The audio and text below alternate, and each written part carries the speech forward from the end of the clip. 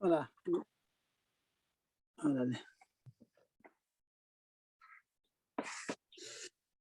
Voilà. Donc, déjà, Erev Tov à tout le monde, ceux qui sont déjà connectés, donc un grand Erev Tov.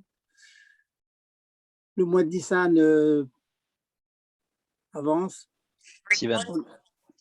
On est de Sivan, pardon, avance. On est dans le mois de, bien sûr,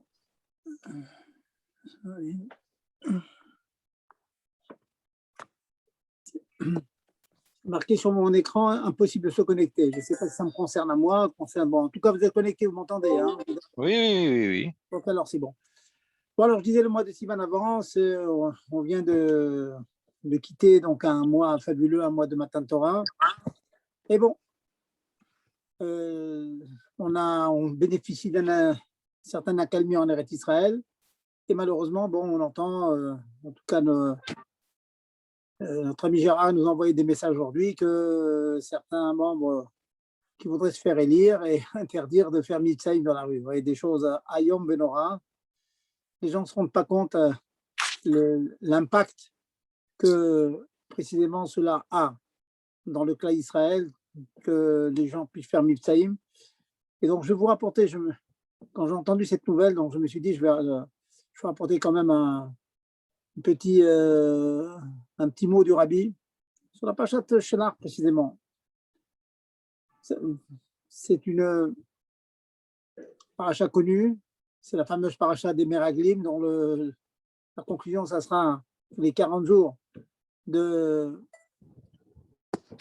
visite d'Eretz Israël par les envoyés. Et bien, c'est terminé par une punition terrible que tout le Dor allait s'éteindre pendant 40 ans dans le désert. Mais au début, qu'est-ce qui est arrivé? Au début, il arrive tout simplement que Kulam Anashim Rashi Bene Israël Hema. Ceux qui ont été envoyés, c'est des gens, Anashim Rashidir, Anashim Chashuvim, Rashi Bene Israël, des Rosh Bene Israël, des têtes, des leaders, des chefs. Et puis, malgré tout, donc, qu'est-ce qu'on voit ici? On voit tout simplement que ceux qui ont été envoyés, c'est des gens, des sadikim, quoi. D'un autre côté, les Mfarshim relèvent une stira, une contradiction dans les mots de Rashi, parce que dans un autre endroit, Rashi nous rapporte la fameuse prière Itpalel alav Yutke Yoshia mi etzat miraglim. Lorsque Yoshua était sur le point de partir, Moshe Rabbeinu a fait une prière spéciale pour Yoshua. Il lui a dit que Hachem te sauve de la Etza des Meraglim, de ce que vont faire les Meraglim. Donc, d'un côté, c'était des hommes kshérim, ils ont une cheskat kashrut, ils ont une présomption de kashrut, donc il n'y avait aucune raison de craindre quoi que ce soit. De l'autre côté, Akash Baruch Hu, il donne des brachot spéciales à Yoshua pour qu'il puisse s'échapper de la Etza des Meraglim. C'était des tzadikim, ce n'est pas des tzadikim. Je vais vous donner la réponse directement. Rabbi développe longuement ce thème. Il est médaillèque dans les mots, il regarde les mots. Et si on regarde bien les mots, on voit la différence et cela répondra à la question et donnera une aura, donnera un enseignement pour notre manière à nous de vivre. Quand Moshe Rabbeinu a prié pour Yoshua, qu'est-ce qu'il lui a dit? Il lui a dit Yutke Yoshiacha mi etzat meraglim. Comment traduire etzat? Le conseil, l'avis, les idées des meraglim.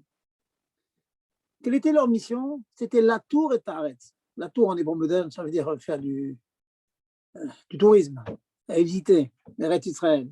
La tour, ça veut dire aller faire un compte-rendu fidèle de ce qui se passe en Eretz Israël, la géographie, les habitants, leur puissance, leur richesse, leur nombre, et de rapporter fidèlement un rapport clair, compte-rendu clair de leur mission.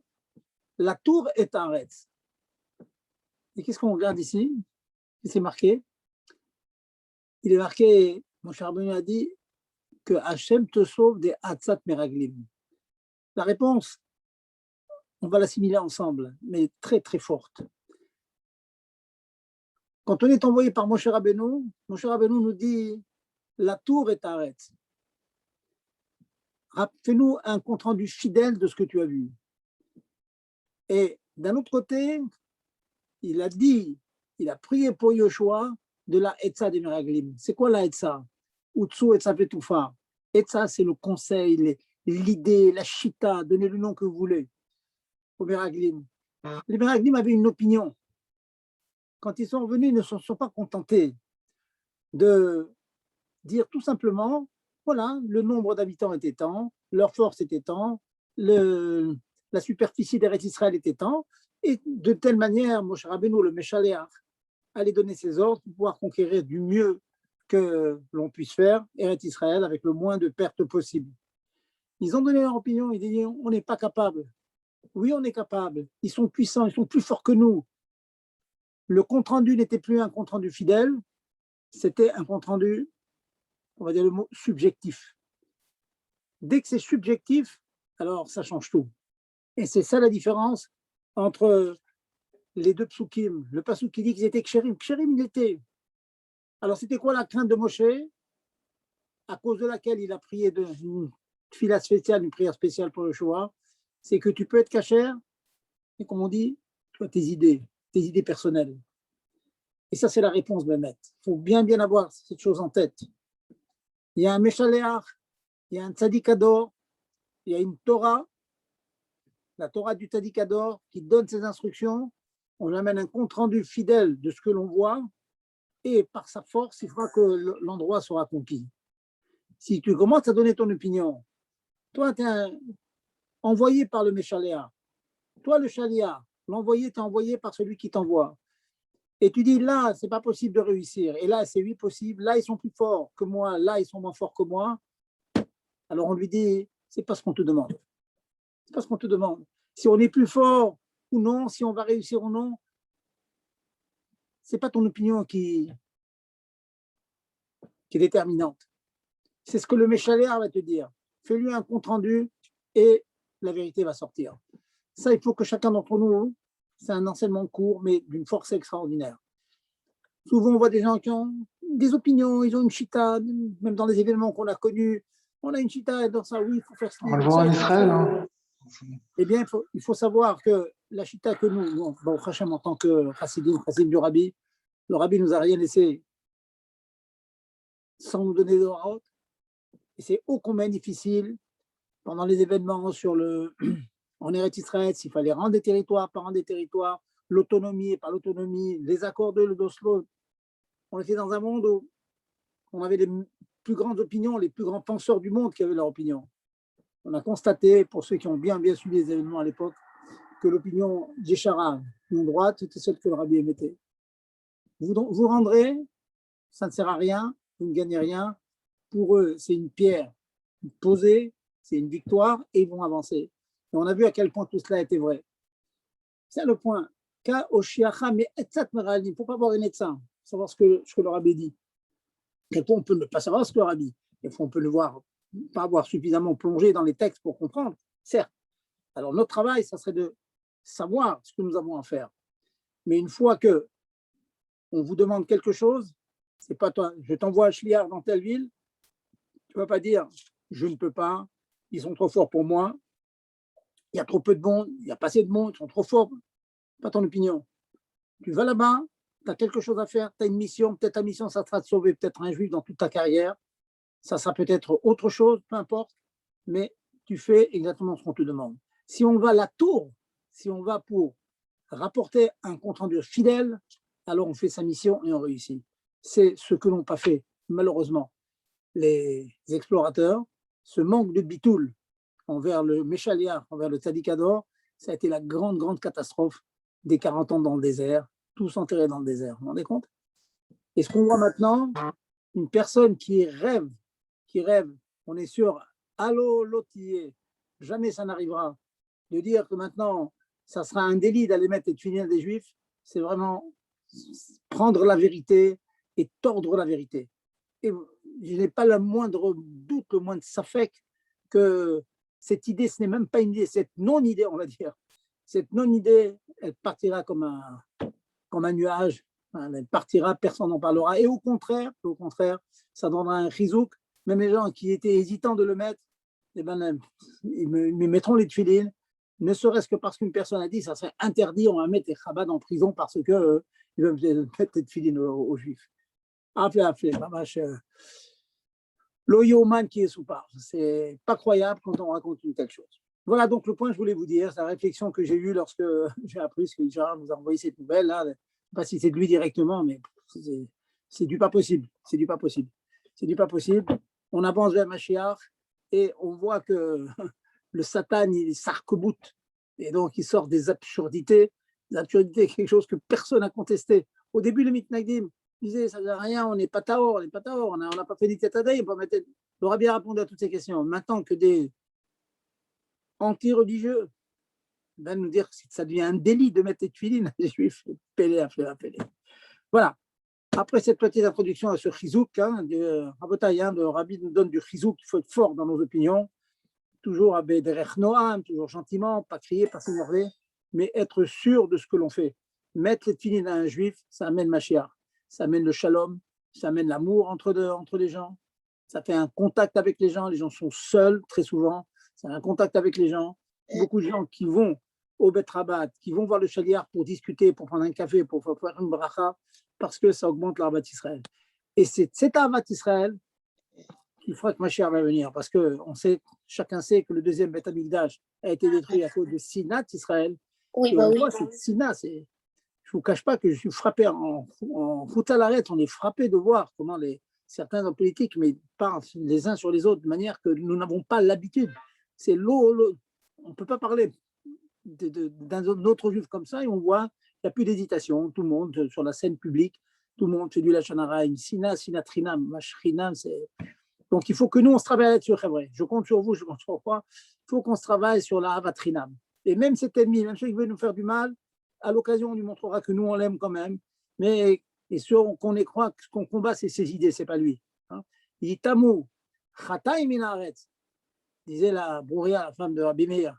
Velo achotim, chas shalom. Les chotim, lo itamu, finiront pas, ne sont pas exterminés. Aval achataim, les fausses idées, les atzat meraglim, les etzot, l'opinion, leurs avis, ça va disparaître Bezrat Hashem. Voilà. Donc, nous reprenons au fur et à mesure du shiur. Bon, je serai invité donc à poser des questions comme d'habitude. Je vais vous reprendre une melacha. Je ne vous cache pas que on a commencé déjà depuis plus d'un an ces cours, donc je ne sais pas exactement quelles sont les melachot que l'on m'a faites. Donc, quelquefois, bon, vous ne m'en voudrez pas si je me répète, mais de toute façon, Chazorba, Vechazorba, Kikou là-bas, la Torah nous dit qu'il faut répéter, encore répéter, toujours répéter. Et En Betamidrash Belo Chidush, il n'y a pas un Betamidrash sans une nouveauté. À chaque fois, on ajoute quelque chose. Donc, si c'est une répétition, tant mieux pour certains, tant pis pour d'autres, et de toute façon, on en profitera. Donc, on va reprendre la mlacha de Gozez. Gozez, c'est tondre. Pour obtenir les pots qui recouvraient le Mishkan dans le désert, on était obligé donc d'avoir des animaux, de les tondre. Pour obtenir de la laine, et puis avec la laine, on tissait D'abord, on avait besoin des pots qui étaient rasés, et puis on avait besoin de la laine pour pouvoir tisser des fils, faire des fils et faire les tentures. Donc on avait besoin d'être gozel, de tondre. Ça, c'est la mlacha dans le Mishkan. Le Av Mlacha, je reprends la base, le Av Mlacha, donc ça consiste tout simplement à tondre un animal. On a un mouton, le tond, on prend sa laine, donc ça s'appelle tondre.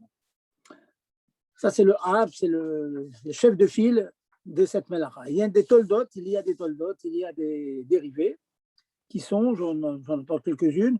Par exemple, plumer un oiseau, ce n'est pas le Av, parce que la plume, ce n'est pas tout à fait comme la laine sur le mouton. C'est une tolda, c'est une dérivée. Donc, une personne qui s'amuserait à enlever les plumes d'une volaille, c'est une tolda de Gozez. Une autre aussi, alors qui nous concerne plus et qui concerne plus notre quotidien, et la suivante, c'est celle qui consiste à se couper, par exemple, les cheveux ou les ongles. Se couper les cheveux ou les ongles, c'est une tolda, c'est un dérivé de Gozez. Alors, parfois, ça peut être assourd seulement midera banane, tout simplement parce que en général, les ongles, on les jette, les cheveux, on les jette. Et la mlacha dans le Mishkan, c'était tondre l'animal afin de profiter du produit de la tonte. Quand on n'en profite pas, c'est ce que l'on a déjà appelé melacha she'ena tzricha legoufa. En tout cas, pour certains Rishonim, il y a toute une discussion sur cela pour les tondre des animaux. En tout cas, beaucoup de Rishonim estiment que si on tond l'animal mais qu'on jette la laine, eh bien, c'est melacha she'ena tzricha legoufa, et donc c'est pas assour minatora. Mais c'est au moins assour miderabanan. En tout cas, pour nous, se couper les cheveux, c'est tondre. Se couper les ongles, c'est tondre. Une tolda amusante, je vous l'ai dit pour vous faire sourire. Si un jour vous vous réveillez et vous observez dans un miroir et vous voyez que sur votre nez, il y a une verrue qui a poussé, oh, catastrophe, on ne peut pas aller à la choule avec une verrue sur le nez, vous coupez la verrue, vous transgressez une melacha, une tolda de la melacha de Gozet. Hein, donc une excroissance comme ça sur le corps que l'on coupe, on nous fait transgresser l'interdiction de Gozet. Certains poskim disent même que le fait de faire d'aider un animal à, on va dire, accoucher, on dit véler en français, véler ça veut dire faire accoucher un animal, ça aussi c'est enlever donc l'animal qui était dans la matrice de sa maman et la faire sortir aussi, c'est une tolda de Gozet. Bon, je ne pense pas qu'on soit amené tellement à faire ce genre de choses, sauf bien sûr un vétérinaire qui peut être amené des fois à aider les propriétaires. Bon, donc il est transgressé, donc le fait de sortir le bébé, transgresser l'interdiction de Gozet. Bon. Alors maintenant, on va passer assez rapidement donc aux applications pratiques de cette pratim ma'asim, les détails concrets de ces melachot-là, de cette melacha-là. La première qui nous vient, c'est tout simplement couper les ongles.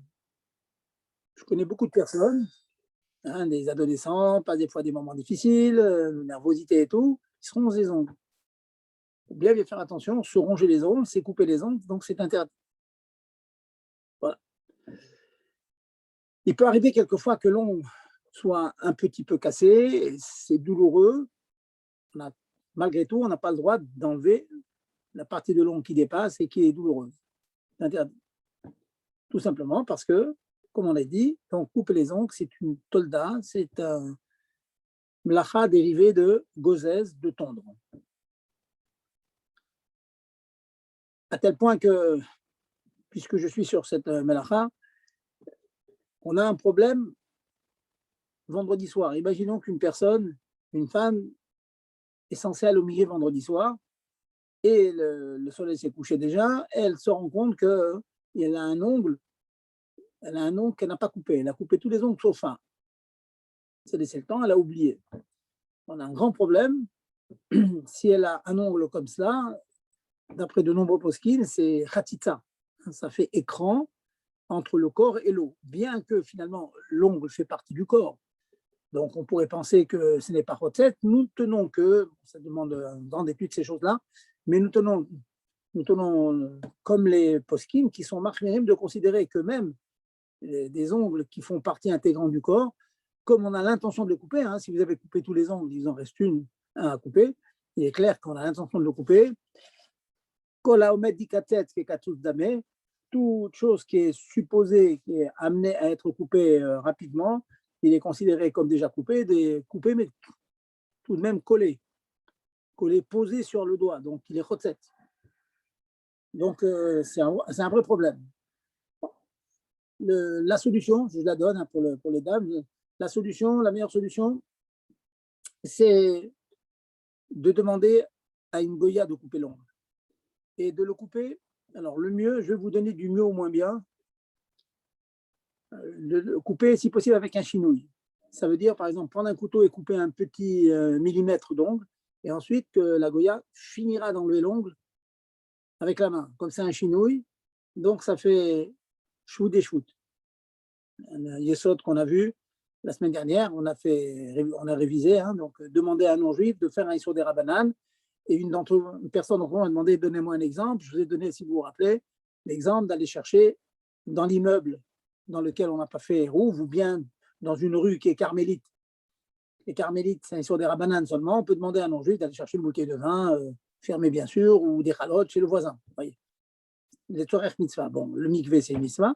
Donc, demander à la goya de couper l'ongle avec un chinouille. Si ce n'est pas possible du tout, on pourra même lui permettre de couper sans chinouille. Elle dit, je ne peux pas le couper avec la main, je suis obligé d'utiliser le ciseau. On peut. Bon, pourquoi? Pour ceux qui connaissent un petit peu ces bases-là, c'est d'abord, il y a des rishonim qui pensent que même qu'on le coupe sans chinouille, ce n'est pas un Issour Torah parce qu'on jette l'ongle après. C'est Melacha Shenatzra Ligoufa. Donc, c'est des rabbanan. Donc, ça fait, je demande à la Goya de faire un Issour des rabbanan seulement pour une mitzvah. Ça, c'est une chose.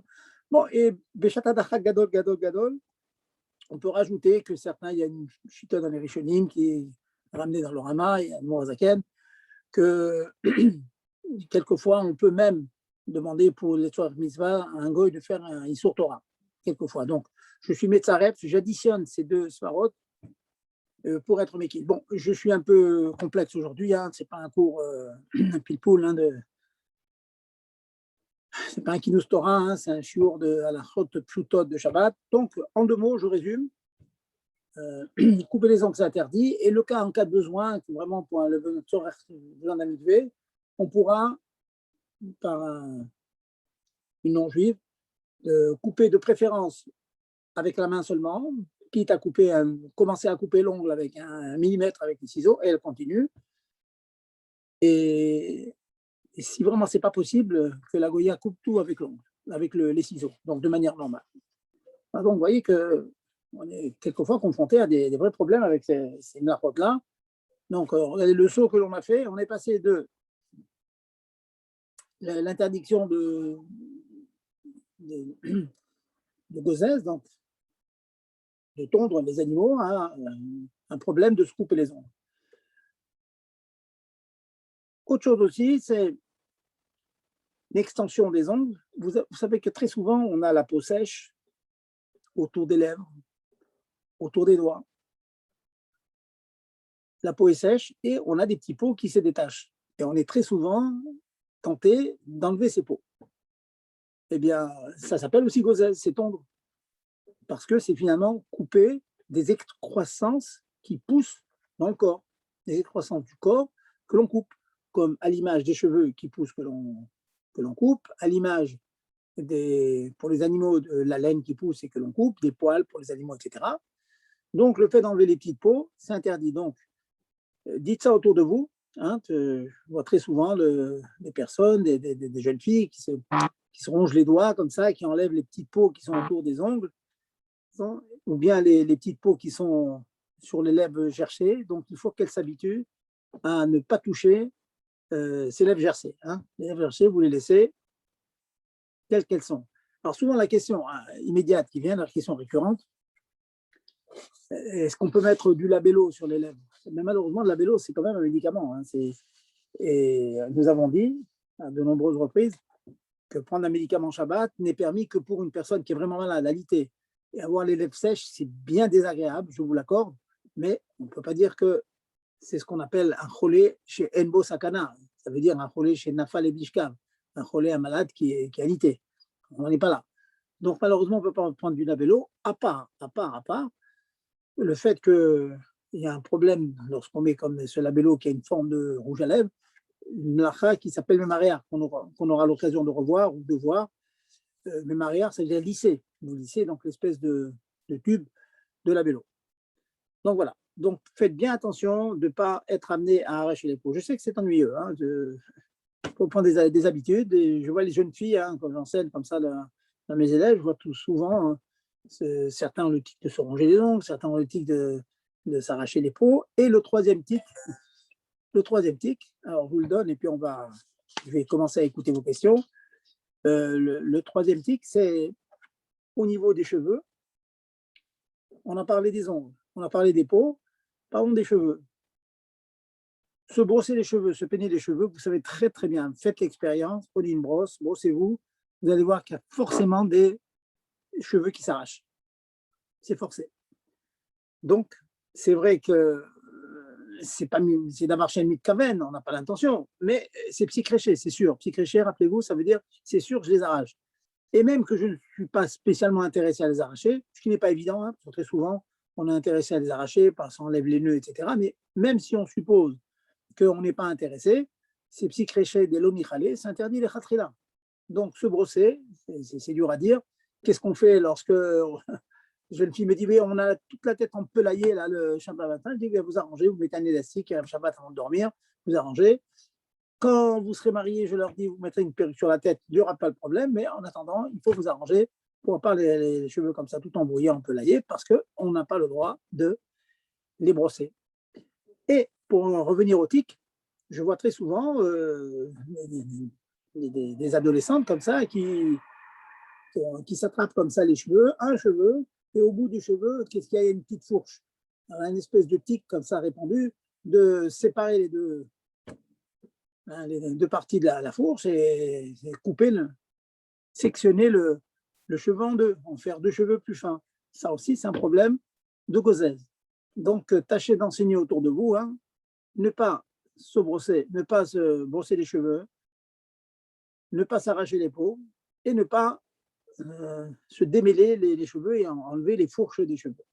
Voilà donc une petite, on peut dire, si on peut dire une petite mélacha qui peut nous amener à des vrais souris. Donc on tâche d'y faire attention.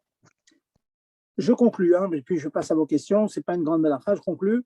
Pour les péanochrites, pour les perruques, ce n'est pas tout à fait la même chose parce que les perruques, ce sont des cheveux déjà qui sont coupés, mais qui ne prennent pas leur vie d'un vivant. Malgré tout, les Chachamim interdisent de le brosser de manière habituelle, enfin, de refaire une forme et tout. Par contre, juste prendre une brosse très douce, la passer dessus, juste donner une petite forme comme ça à la perruque quand elle commence déjà à partir un peu de tous les côtés, on peut permettre. Je vous dis les mots dans les poskim, dit Moutar, les sader, miktsat bemivrechet raka. On peut juste arranger un peu de cheveux avec une brosse douce. Voilà, c'est ce qu'on peut faire avec une perruque, pas plus, bien que, je vous l'accorde, ce n'est pas un Issour Torah parce que c'est de toute façon déjà arraché. Voilà. Une petite précision, j'ai parlé que plumer un oiseau, un off, c'est interdit. S'il arrive parfois qu'on fasse cuire un poulet et qu'il reste comme ça des petites plumes comme ça après des cuisses, on peut les enlever. Une fois que ça a été cuit, c'est fini, ça peut indigne de gozèse, rien du tout, c'est une saleté. Il faut juste faire attention à borer. Hein, ça peut être borer, donc l'enlever avec un petit peu de bon, etc. Mais voilà, donc ça, une fois que ça a été cuit, il n'y a pas de problème. Voilà, messieurs, voilà, mesdames, brièvement, la mlacha de Gozès. Maintenant, j'écoute vos questions et après, on va reprendre nos questions de la semaine dernière. Hein. On avait commencé à brosser pas mal de questions que j'avais soumises à mes talmidotes de première et terminale à Betrefka. Allez-y, à vos questions. Okay. Rav Zerbi, je voulais savoir pourquoi est-ce que, au sujet du migvé pour le coupage des ongles, le fait de se couper les ongles, du coup, c'est un interdit des Rabbanan ou de la Torah? A priori, c'est des Rabbanan. Non, en fait, j'ai dit la chose et son contraire. Alors, si vous voulez savoir le fond du problème, c'est Marloket Rishonim. Certains Rishonim disent que couper les ongles, dans la mesure où je veux les jeter, c'est à son des Rabbanan seulement. C'est Nachash Nazal Koufa. Mais il y a un rivage, il y a d'autres Rishonim qui pensent que quelquefois, c'est vrai qu'on veut les jeter, mais on est intéressé par le fait que le doigt est plus joli comme ça. Et pareil aussi pour les moutons, ou certains font ça avec leurs chiens. Même qu'ils jettent la laine, ils peuvent jeter la laine, mais ils sont intéressés par le fait que leur animal soit tondu, il est plus beau comme ça. Donc ces Rishonim pensent que même si on jette la laine, c'est quand même interdit. Donc en deux mots, la réponse, Yeshomrim, il y en a qui disent c'est de Raïta, il y en a qui disent c'est de Rabbanan.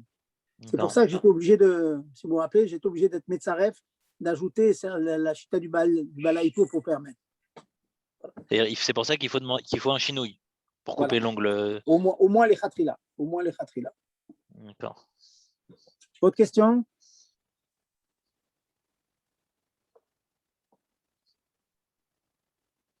Messieurs, mesdames?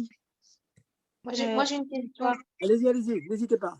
Voilà, concernant une mère qui vient d'avoir un bébé, donc un nouveau-né ou un enfant très très jeune, et cette personne-là, elle a un ongle qui est à moitié coupé.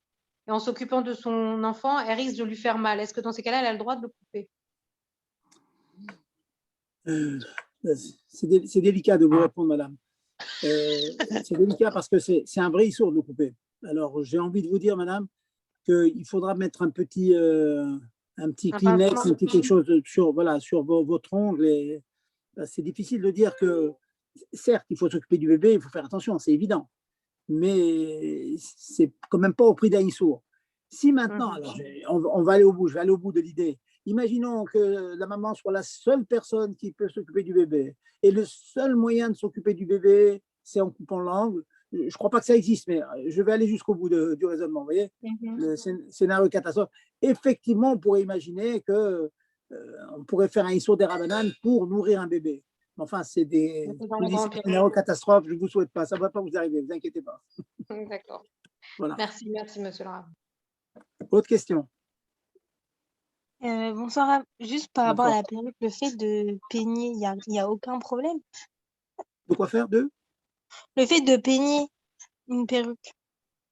Alors, je vous répète les mots des poskim. Il dit Moutar, les sader, ksat, bemivrechet raka.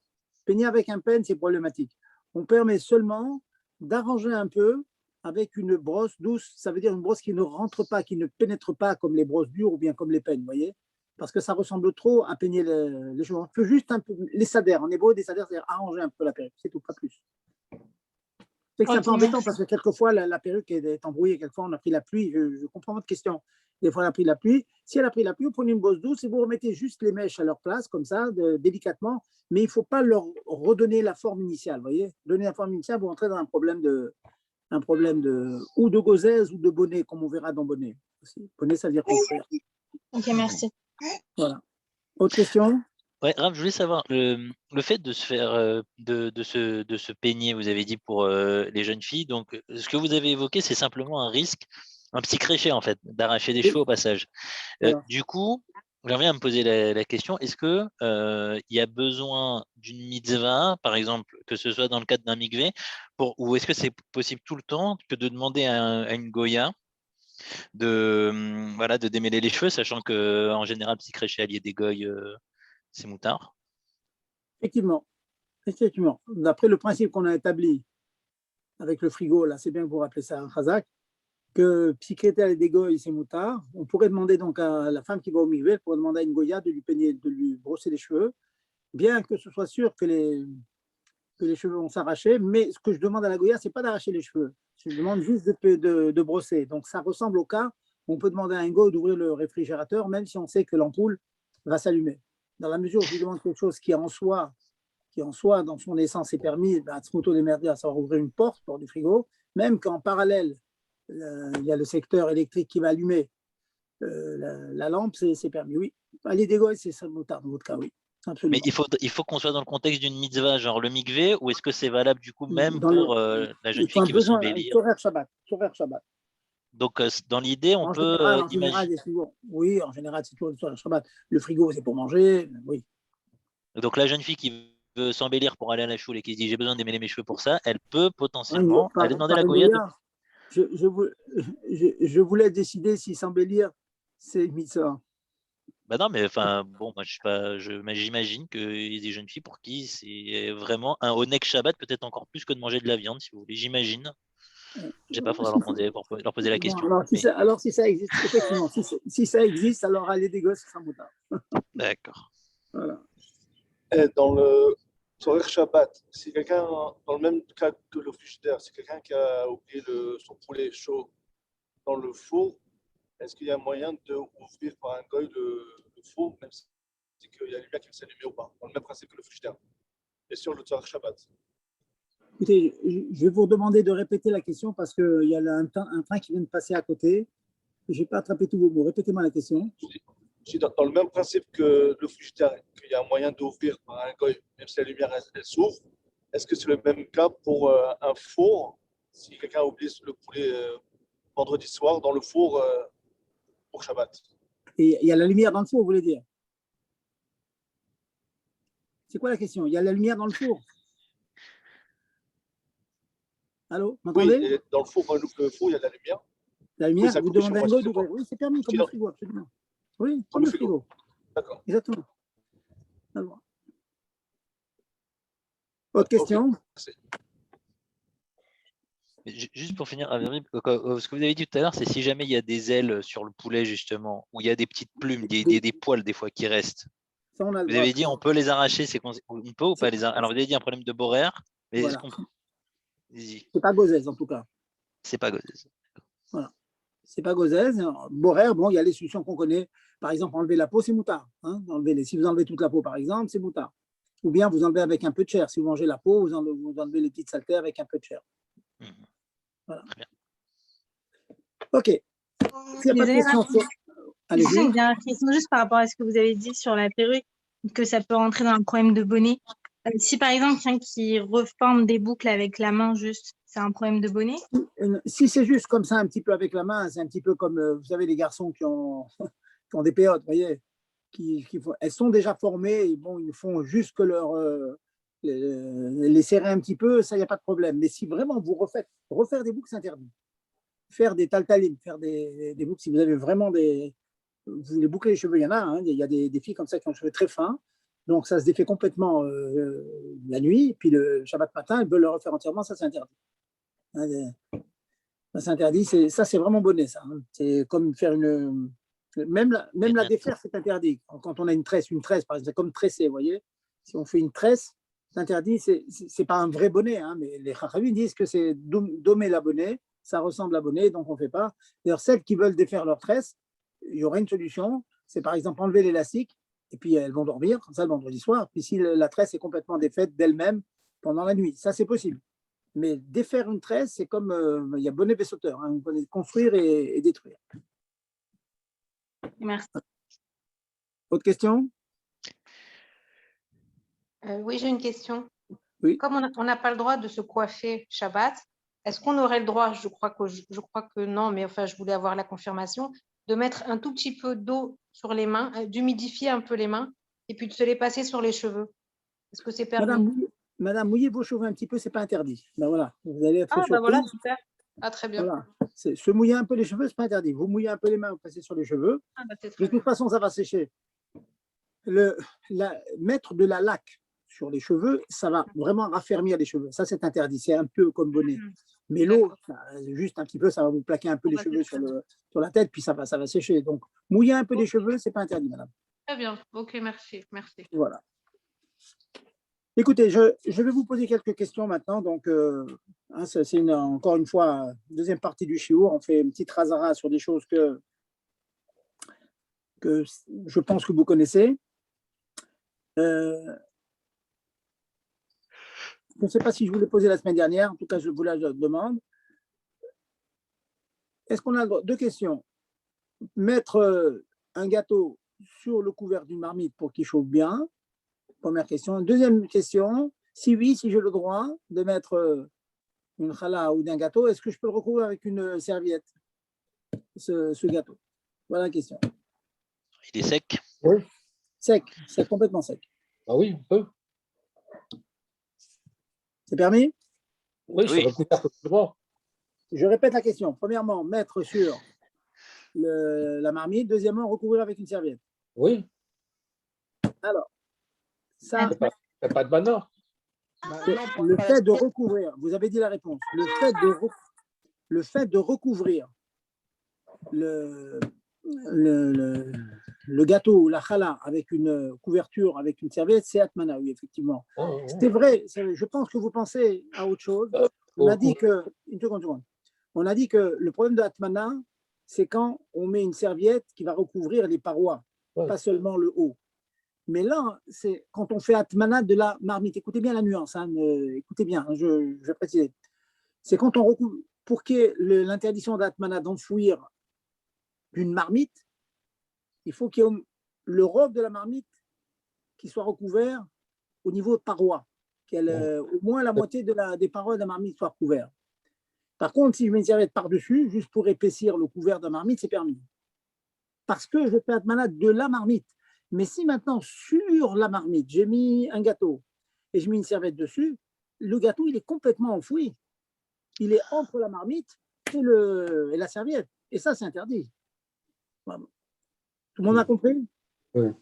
Mesdames, faites attention. Hein. Moi, j'ai pas trop compris parce que derrière là, quand on pose un aliment, on le met de toute façon dans un récipient. Donc, qu'on mette un couvercle sur un récipient, ça s'appelle pas atmana. Vous comprenez bien, ma madame, question? Oui, la réponse est la suivante, madame. C'est que mettre un couvercle, ce n'est pas tout atmana, ce n'est pas une forme de atmana, pour la simple raison que atmana, c'est quand l'élément qui fait la atmana, dans le shoresh, c'était les braises, touche la marmite ou l'aliment. Mais si, entre la marmite et l'aliment, vous avez mis une petite boîte, par exemple, et vous mettez des braises par-dessus, ce n'est pas atmana. En l'occurrence, quand vous avez quelque chose dans un ustensile, vous avez mis un couvercle, le couvercle, en général, il ne touche pas. Et même s'il touche, même si le couvercle touche l'aliment, parce qu'il y a beaucoup d'aliments dans votre boîte en plastique, la kavana, ce n'est pas que ça touche. La kavana, c'est de fermer, c'est tout simplement. Donc, le fait de mettre vous posez une bonne question, parce que sinon, mettre le couvercle, ça serait atmana. Et ça, non. Par contre, mettre une serviette sur un gâteau avec l'intention de conserver la chaleur, la serviette, elle touche le gâteau. C'est pas qu'elle touche un kéli. Si vous mettez par exemple le gâteau dans un ustensile et qu'un F sec avec la couverture, oui. Mais dans la mesure où la couverture touche directement l'aliment, c'est interdit. Sachez une chose, il y a même des poskim, je vais aller plus loin dans l'idée, c'est une grande discussion dans les poskim, des poskim qui interdisent même de réchauffer quelque chose sur le couvert de la marmite lorsque vous mettez une pomme de terre, par exemple, vous la mettez dans du papier aluminium. Étant donné que le papier aluminium il recouvre entièrement la pomme de terre, on n'a pas le droit à cette atmana. Il faut enlever l'aluminium et mettre la pomme de terre sur le couvert. Vous voyez? Excusez-moi, je n'ai pas trop compris. Nagui, par exemple, si on prend ce gâteau-là et on le met dans une casserole et cette casserole, on la met sur une autre marmite, alors… c'est permis, ça, madame. Ça, c'est permis. Mais pourquoi on ne considère pas que cette serviette, ça remplace la casserole? C'est-à-dire, au lieu que je mette une casserole en fer, je l'ai mis une casserole en tissu. Pour le faire, c'est même pas. Je vous ai répondu, madame. Je vous ai répondu. Parce que la atmana, c'est quand l'élément qui chauffe, il touche. Sa fonction, c'est de toucher l'aliment qui va réchauffer. Or là, quand vous mettez un couvercle, le kéli, il est là juste pour contenir ce qu'il y a dedans. Il n'est pas là pour être collé. Donc, ça ne ressemble pas au cas de schéma Yatmin Beremetz. Je vais aller un peu plus loin, madame. Je vais aller un peu plus loin. Imaginons, par exemple, vous avez envie de mettre des couvertures sur votre dafina. Vous avez envie. Vous avez le droit de prendre un caisson. Vous mettez le caisson sur votre marmite de la daf et puis vous mettez toutes les couvertures que vous voulez. Oui. Étant donné que la couverture ne touche pas directement la marmite de votre daf, alors ce n'est pas atmana. Parce qu'il y a un excès kavir entre les deux. Mais si maintenant vous mettez votre couverture directement sur la daf, donc la marmite de la daf, elle est moutmenette, elle est enfouie. Vous voyez la différence? Réfléchissez bien là, au chinook. D'accord, merci. Voilà. C'est marqué clair dans les poskim. Hein. Je ne suis pas en train de faire des choses. C'est marqué clair dans les poskim. Dès l'instant, d'ailleurs, beaucoup de gens font ça maintenant. J'ai entendu ça se vend des plaques comme ça où il y a un petit caisson et de telle sorte qu'on puisse mettre ensuite des couvertures pour conserver la chaleur. Dès l'instant que la couverture ne touche pas les marmites, elle touche le caisson seulement, c'est permis. Voilà. Est-ce qu'on a le droit de mettre une couverture sur la marmite qui ne déborde pas sur les côtés? Je vous dis, tant qu'il n'y a pas le robe des parois qui ne sont pas couverts, c'est permis. D'accord. Alors du coup, comme tout à l'heure vous avez dit, le gâteau, on met un mouchoir dessus. Enfin moi, de ce que j'avais compris, c'était pas que le gâteau il était complètement emballé, c'était juste, non, il n'est pas emballé, mais la couverture elle couvre tout le gâteau. D'accord, elle couvre quand même tout le gâteau. C'était ça le cas. Prenez une couverture, mettez un gâteau quelconque, une challah, vous mettez une couverture dessus, une serviette, elle va couvrir tout le gâteau. Alors que dans l'ustensile en question, il y a, disons, elle fait 20 cm votre cocotte minute. S'il y a 11 cm couvert, c'est à sourd. S'il y a 9, c'est moutarde. Et oui. Juste une toute petite question pour finir sur ce cas-là, parce que c'est un cas qui peut arriver. Si jamais on a pris un morceau d'un gâteau, donc parve, et qu'on l'a mis sur la marmite qui contient de la viande, la daf, est-ce que j'ai le droit de prendre ce gâteau-là et puis après de le manger avec du beurre? Oui. Si vous l'avez mis directement sur la daf à viande, votre gâteau devient viande. Ah ouais. Un contact Pourtant, c'est direct. sec. Pourtant, c'est sec. Et enfin, qu'est-ce qui fait justement qu'il y a une transmission de viande du coup dans le gâteau? Vous avez oublié une à la fin. Ah, alors, Que je vais vous allez-y. rappeler. Quand vous avez une marmite viande, à sec, complètement à sec, mais viande, on a fait de la viande à 24 heures. Vous avez mis une pomme de terre dedans, la pomme de terre devient viande. Parce que la Non, mais viande, elle est dedans. rentrée, la viande, elle est rentrée dans la casserole, dans les parois, elle est ressortie dans la pomme de terre. Ce dont vous me parlez, c'est le fameux dîme de Stekderot. Quand on a deux marmites qui se touchent, alors on dit que le goût de la première marmite, elle ne sort pas dans la deuxième, sauf s'il y a de l'humidité entre eux. Ah. Ça, oui. Mais il faut que ce soit deux marmites. Compris? Oui, mais non, mais attends, la pomme de terre, là, dans le cas que vous avez dit, la pomme de terre, elle était dans la marmite. Là, le gâteau, il reste toujours au-dessus. On Il a, reste toujours on sur a le un couvercle. on a un klal. Quand on a Ouais. fait cuire de la viande, quand on a fait cuire de la viande dans une casserole, toute l'épaisseur de la marmite devient viande. On ne fait pas ce chilou que ça s'arrête au premier millimètre. Ça, c'est un klal gadol, ça, dans la halakha. Donc, si c'est en contact, même si c'est en contact sur le C'est que c'est côté, en contact direct. ça va être C'est la même chose. en contact direct. En contact direct. Ok. Et donc, du coup, pour résoudre le problème, ça serait de mettre un petit morceau d'aluminium sous le gâteau. Voilà. Alors Ça là, c'est le résoudrait. dîme de Stekderot, absolument. D'accord, d'accord. Bon, merci. Voilà. Allez-y, monsieur, Alors, pardon. non, mais c'est bien. J'espère que tout le monde suit le. Voilà. Oui, pour Atmana, maintenant la challah ou le gâteau, il a été bien chauffé sur la marmite. On l'enlève de la marmite. Est-ce qu'on a le droit de recouvrir pour, en dehors de la plaque, hein? Est-ce que ça de mana ou c'est pas de mana, ça? Le mettre dans une couverture maintenant, le gâteau. Ouais, après en dehors. Hein. C'est bien, Khazak. J'aime bien votre question. J'espère que ça va éclairer tout le monde. Alors, messieurs, mesdames, écoutez bien. La question qui est demandée, ça s'appelle dans les poskim, Atmana bedavar sheno mosif hevel. C'est enfouir dans quelque chose qui n'augmente pas la chaleur. C'est une couverture hors du feu. Tout ce dont on a parlé pour l'instant, c'était sur la plata, c'est sur un feu. Donc, forcément, il y avait augmentation de chaleur. On demande la question suivante. J'ai un gâteau chaud pendant Shabbat, je le mets dans une couverture. Alors, écoutez bien. Ça aussi, c'est assourd. La seule chose qui est mouta, qui est permise dans Atmana, c'est quand on répond à deux conditions. C'est Erev Shabbat et Bedavar Sheno Mosif Hevel. C'est-à-dire quoi? Vous avez une grosse marmite, vous avez 4-5 marmites avant Shabbat, c'est pour les bêtes, il n'y a plus de place dans la plata. Bon, vous allez dire, bon, je vais prendre la marmite de poisson du vendredi soir, je vais les mettre dans des couvertures, la chaleur va se conserver. Parce que vous le mettez dans la couverture hors du feu, et parce que c'est Erev Shabbat, c'est permis. Mais si, comme monsieur vient de me demander, il vient de demander la question, pendant Shabbat, j'ai chauffé mon gâteau machala sur le couvert de la marmite, maintenant je le mets dans une couverture. Là, c'est Atmana, Shabbat, pendant Shabbat. Et puisque c'est pendant Shabbat, même que c'est Eno Mosif Hevel, ça n'augmente pas de chaleur, c'est quand même interdit. Bonne question, retenez ça, j'espère que vous prenez des notes. Hein. Je pousse encore un petit peu le truc. Mais non, j'ai de koum sur le feu, enfin sur le koum. Je mets dans un thermo. Est-ce que ça oui. Atmana? Alors voilà, c'est une bonne question, ça. Bon, vous, alors suivez, je crois que c'est Moshe, hein, je reconnais votre voix. Ouais. C'est la 14e question qui vous est prévue, ce que vous demandez. Peut-on verser un repas de Kelly Rishon dans un thermos? Et quel serait le problème? Voilà, c'est une des questions. Khazak, vous me l'avez arraché des lèvres. Alors, c'est une bonne question parce que, apparemment, c'est Atmana. Qu'est-ce que c'est un thermos? Un thermos, c'est un Kelly dans un Kelly. Donc, c'est un petit peu comme une couverture. Et donc, ça devrait ressembler à Atmana. Donc, pendant Shabbat, ça devrait être interdit. Eh bien, non. Pourquoi non? Parce que le thermos, même qu'il conserve la chaleur, même qu'il est fait pour ça, finalement, c'est un Kelly chéni. Un Kelly chéni. C'est vrai que c'est un Kelly dans un autre Kelly, c'est toute une constitution pour ça conserve. C'est un grand conservateur, mais finalement, si vous versez de l'eau ou un repas de Kelly Rishon dans le thermos, la nourriture qui est dedans, elle a le statut de Kelly chéni seulement. Or, Atmana be Kelly chéni, c'est mouta. Ce qui est interdit, c'est Kelly Rishon ou bien des couvertures tout seul. Prenez quelque chose de chaud et vous mettez dans une couverture. Ça, c'est interdit. Mais là, quand vous mettez dans un thermos, ce thermos, il a un statut de Kelly. Kelly chéni, c'est mouta. Toujours permis. Compris? Ouais. C'est compris? Moshe, c'est bien la question? Vous avez... Okay. Très bien. Impeccable. Oui.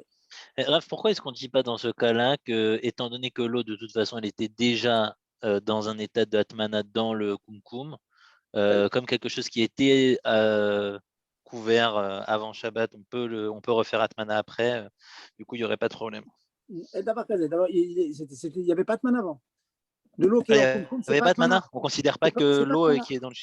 Non, Non, pas dans du le tout. Kumkum, c'est pas... Atmana, c'est un statut Atmana. D'accord. Atmana, c'est être dans une forme enfouie dans des braises ou bien l'équivalent, une couverture, etc. Couverture.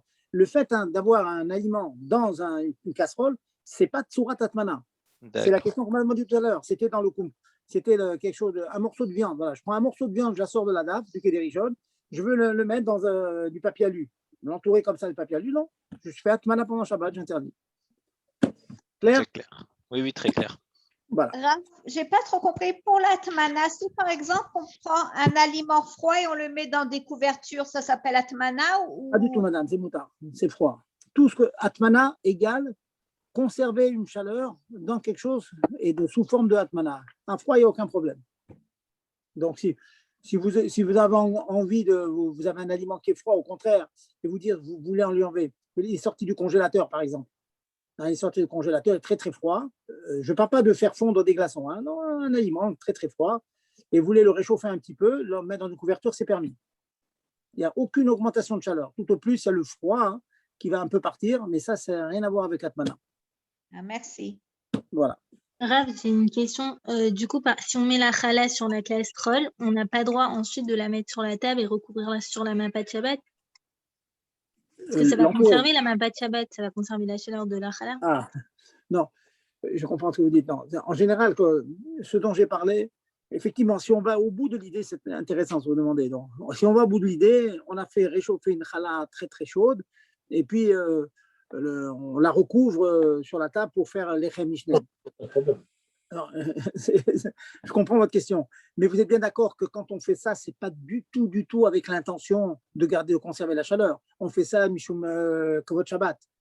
Dans la mesure où on n'a aucune kavana de atmana, c'est juste vraiment recouvrir la challah parce que c'est joli qu'elle soit couverte avec une papa, donc c'est interdit. Si par contre cette challah chaude, vraiment vous l'entourez et votre intention c'est qu'elle se conserve chaude un peu plus parce qu'on va manger dans une demi-heure, ça serait interdit. Mais Stam la mettre sur la table avec une mappa dessus, c'est pas du tout une kana de atmana, donc c'est moutard, ça n'y a pas de problème. Ok, merci. Voilà. Alors on va changer un petit peu de sujet. Des choses que vous connaissez. J'ai fait mon kidouche pendant Shabbat et il y a un moustique coquin qui a eu la chutzpah de tomber dans mon verre de vin. Qu'est-ce que je fais pour me débarrasser de ce moustique?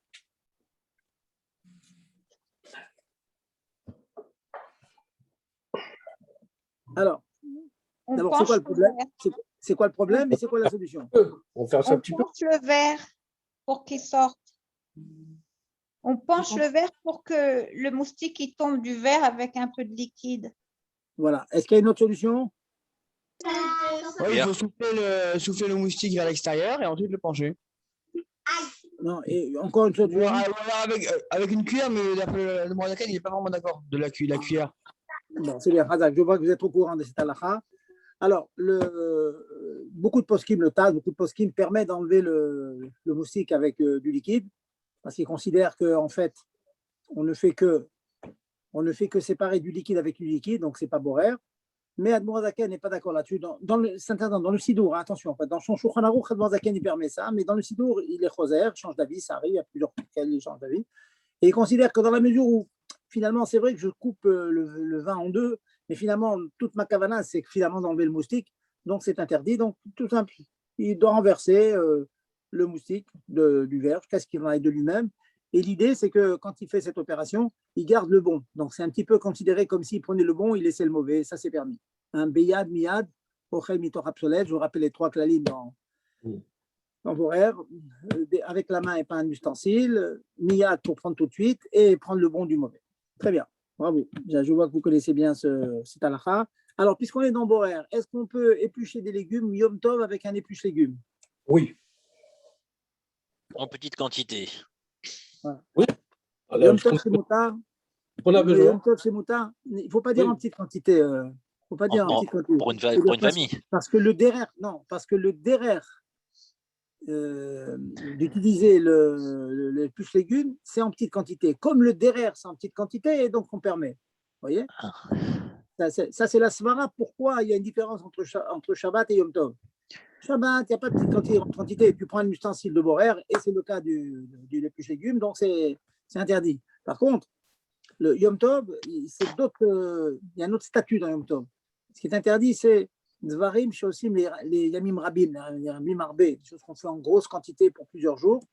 Et donc, le Prush légumes, en général, est fait pour des petites quantités, un repas, deux repas, mais pas pour d'énormes quantités, donc c'est permis. Très bien. Razak, bien sorti. Alors, ensuite, allez, une petite question. Tout le monde est en bonne santé, bien sûr, mais il est arrivé, bon, vous avez un traitement, les enfants, ils doivent prendre de l'augmentin. Voilà, ils ont une petite infection, l'augmentin. Il n'y a plus d'augmentin et le petit enfant, il doit prendre son augmentin. Est-ce que je peux dire à mon voisin Goy, écoute, prends ma voiture, va chez le pharmacien, achète-moi de l'augmentin pour mon bébé, mon enfant. Qu'est-ce que vous dites? Il va faire une sourtora, il va prendre la voiture, il va acheter tout ça. Que dites-vous? C'est un goy? Un goy, oui, un goy, bien sûr.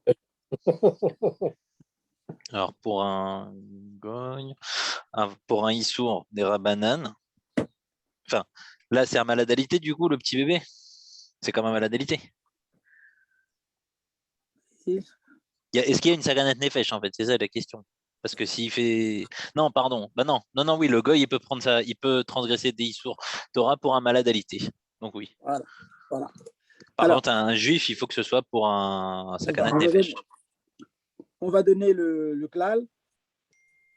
Le klal, le principe, c'est que pour un maladalité, on peut demander à un goy de faire toutes les mlachot. C'est bien de savoir, hein, quelqu'un qui a alité, quelqu'un qui a eu le Covid, par exemple, c'est évident.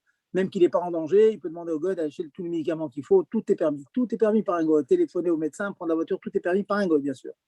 Et on considère qu'un bébé, un nourrisson, même un petit enfant, 3-4 ans, qui est un peu faible, on sent qu'il est un peu malade, même qu'il n'est pas vraiment malade de manière catastrophique, il prend ce statut, cet akdara de cholé chez Enbo Sakana, donc, et donc on peut demander à un goy de faire toutes les mlachot pendant Shabbat, même pas Ben Hashpashot, pendant tout Shabbat, effectivement. Clair. Alors, un enfant qui s'est cassé ou s'est le bras ou un pied pendant Shabbat, on n'a pas le choix que le taxi ou un goy. Est-ce que peut-on prendre la voiture pour amener à l'hôpital? Par un goy, oui. Non, soi-même. Non, soi-même, non. Bah non, c'est pas ça qu'on a des pachotes, c'est sûr que non. À moins que vous soyez médecin et que ce soit chacun des pachotes, mais vous savez, on s'est tordu le doigt ou la main, c'est pas ça en fait, des pachotes. Oui, mais s'il n'y a pas de goy à côté.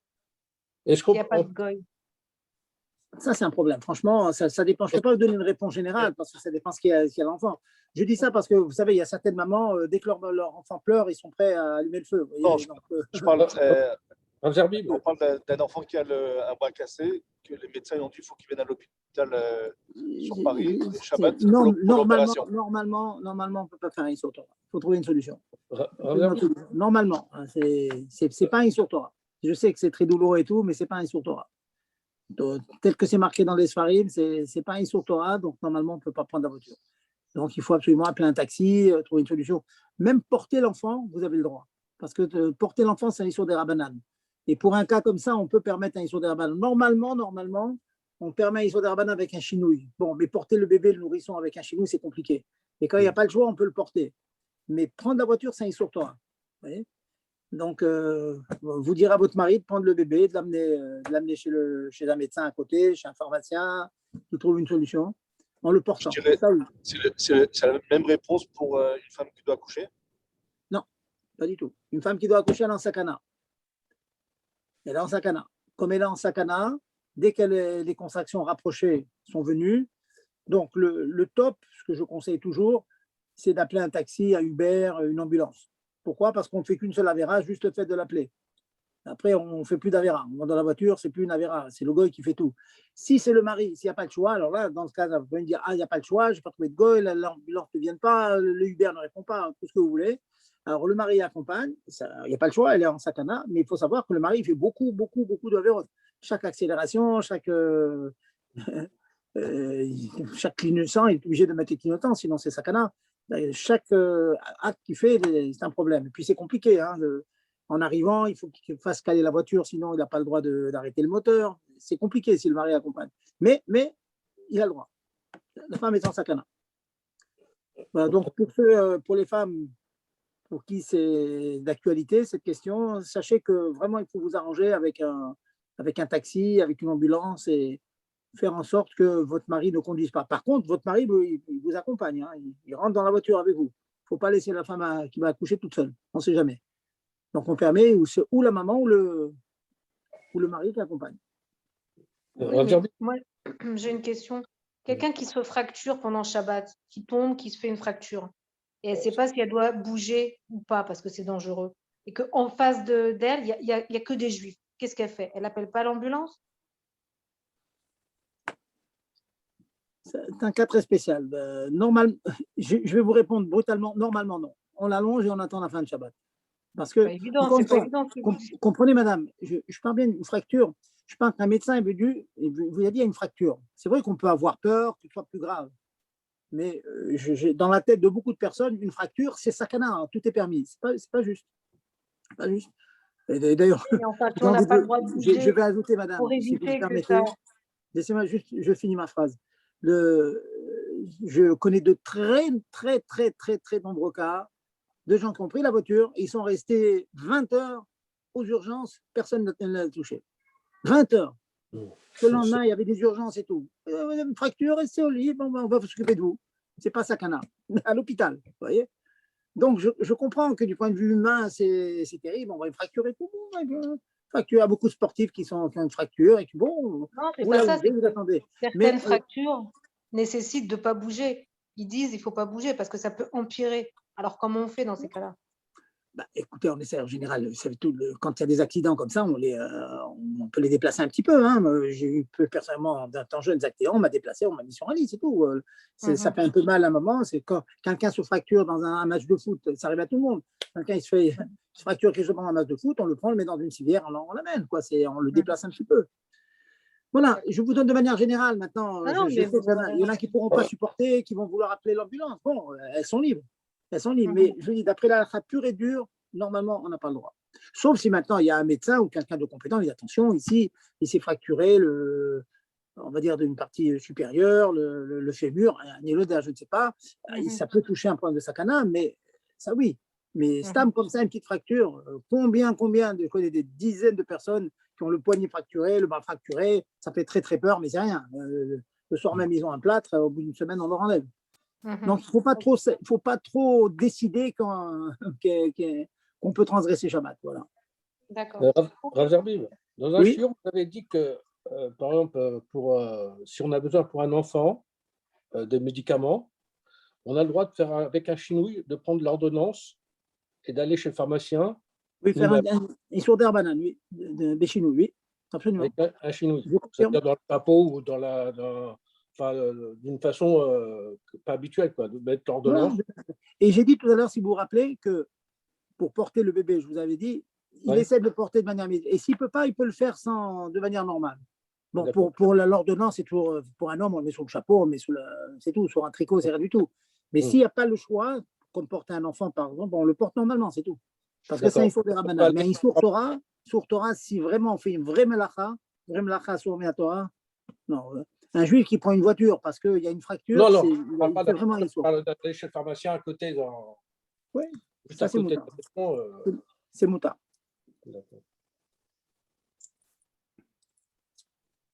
C'est bon? Voilà, écoutez, on va conclure.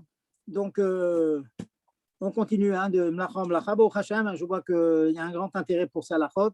Donc, on va continuer. On dit le srout de Shmirat Shabbat, ça nous amène à Shiach. C'est tout le cas Israël qui fait Shabbat de suite, on est sûr qu'on va à Shiach. Mais il faut surtout se renforcer sur les nouvelles qu'on entend, sur les Mifsaïm. Et moi, j'ai envie de dire que plus il y a des opposants aux Mifsaïm, et plus ça veut dire que la chose, elle est vraie, elle est bonne. Il faut continuer. Mais koar, vraiment avec. Faut redoubler à Michaïl El Chaïl. Bezat Hashem.